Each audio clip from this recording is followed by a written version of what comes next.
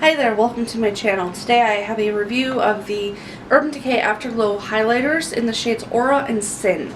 I did not pick up Fireball, which is the other shade, just because it looked very pigmented and it looked more of a blush for my skin tone than anything. So, Urban Decay recently released these highlighters. They're $26 each, and they're from the Afterglow line, which is what their blushes are under.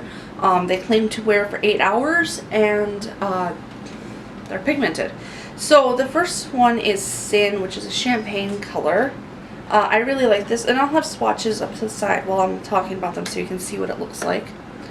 So Sin is a champagne-y gold color. It kind of resembles the shade Half Baked from Urban Decay's Naked 2 palette, or Makeup Geek's Shimma Shimma. It's not quite that way. It's got a little bit more frost to it, but it's a really nice one, especially for paler skin. The next one is Aura, which is a pinky based highlighter. It is really pretty. It has, again, it's a little frostier, so if you have darker undertones or darker skin, deeper skin, this might not work so well on you, but if you're paler and you have cool undertones, this will look really pretty. This can also double as a light blush if you wanted to, just because it is pigmented. So some things about the formula. Both of them are very stiff formulas in the pan. They don't kick up a lot of powder. They kick up some, but not a lot.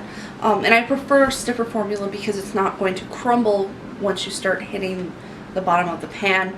I noticed with my Kat Von D Thunderstruck that I use for highlight that once it hit pan, it started going to hell from there. It's all crumbly and soft, which is okay if you kind of want that for an eyeshadow, but when it comes to a face powder, it's actually a little bit better because it's a little stiff.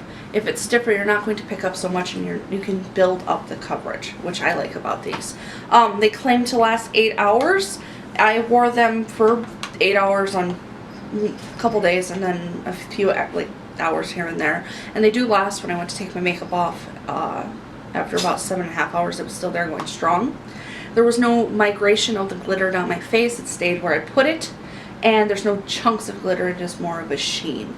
The packaging is nice and solid. It doesn't have a mirror, but that's okay. It is like a heavy-duty plastic. There is no latch though, so you kind of just have to pull it apart because it is magnetic. The packaging of the highlighters is a lighter silver color compared to the blushes, so if you have both, you're not going to be able to mix them up. And it does say the word highlighter right on it, so that kind of helps. The other shade is Fireball, which is an orangier color. Again, I didn't pick that one up, but, you know, what have you.